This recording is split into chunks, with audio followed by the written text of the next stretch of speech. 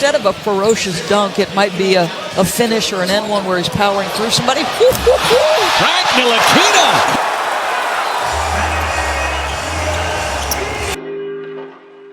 Yo, what's going on, Knicks fans? It's Alex Trateris here, and we're going to break down Frank Ntilikina's 2019-2020 season.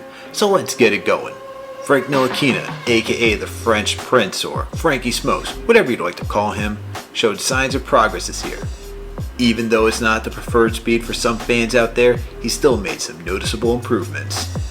I know that's not what people want to hear, considering he was a 7th overall pick from the 2017 NBA draft, and we all know his first and second year were underwhelming. But analysts told us he was going to be a project when he came into the league, and because of his project status, it has caused a massive rift between the Frank Hive and the Frank haters. But as much as the haters want to get on Frank, there has to be some acknowledgement that he started coming to his own this season. So let's talk about his improvements and the skills he needs to work on. First, the improvements. If we look at Frank's shooting history, it's not pretty. However, this season, it's noticeable that he put in that work. Last season, his true shooting percentage was 41.7%, yet this season, he was able to improve to 49.7%. The league average is 55%, so the number is nothing to brag about, but such a large jump is highly inspiring. A significant factor in his increase in true shooting came from two areas.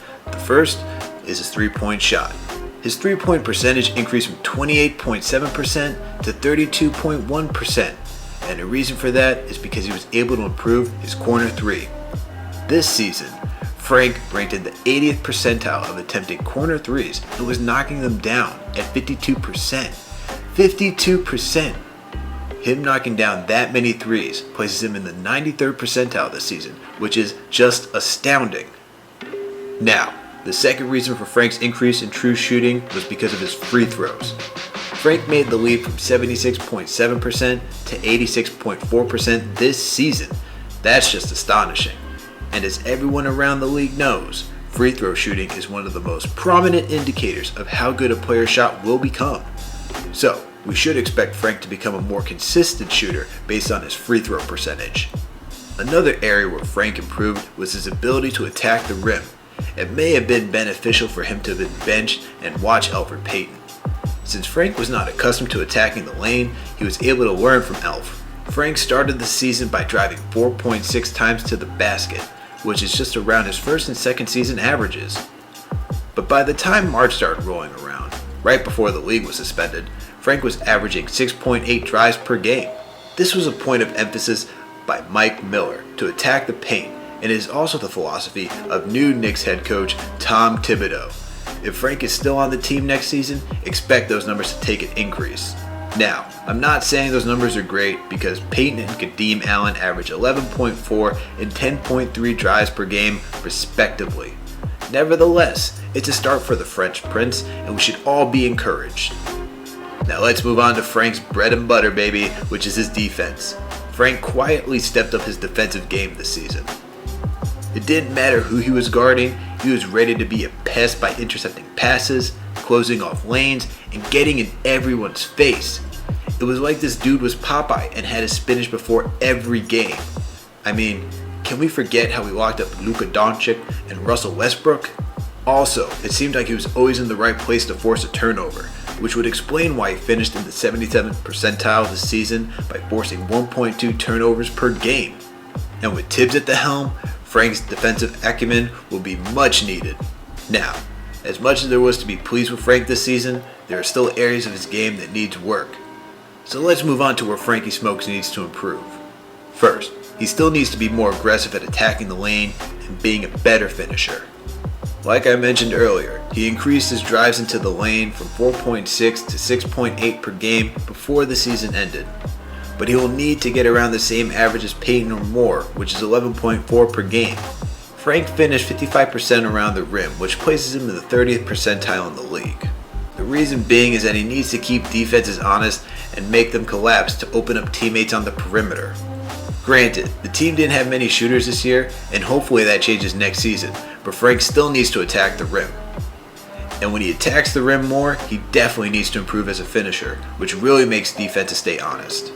Whether that's using the floater, teardrop, or finishing off the glass, Frank needs to expand his arsenal. Frank sells for too many mid-range jumpers as is, and it doesn't generate that much floor spacing. The next area of Frank's game that needs work is his three-point shot. As I mentioned earlier, Frank shot 32% from three-point land, and specifically 52% from corner threes.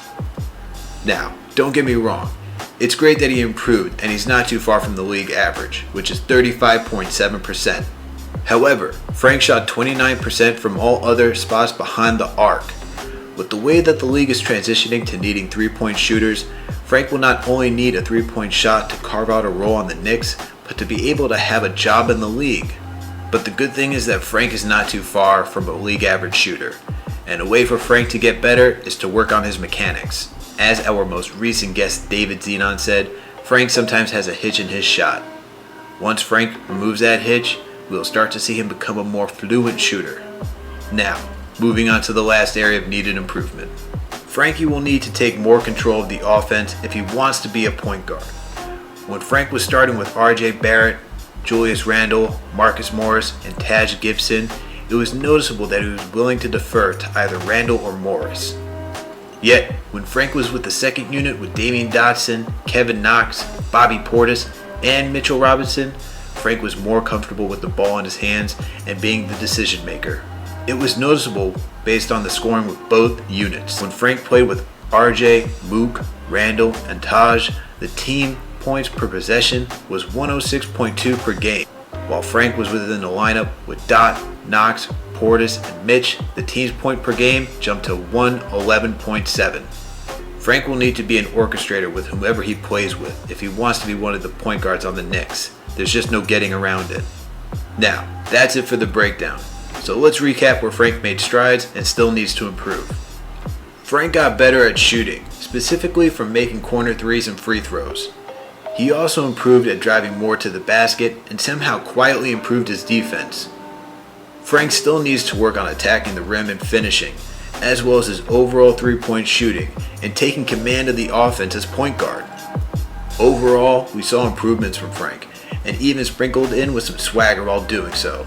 And with that, my grade for Frank is C+. Let me know what you would grade him, and please remember to like, share, and subscribe. Peace.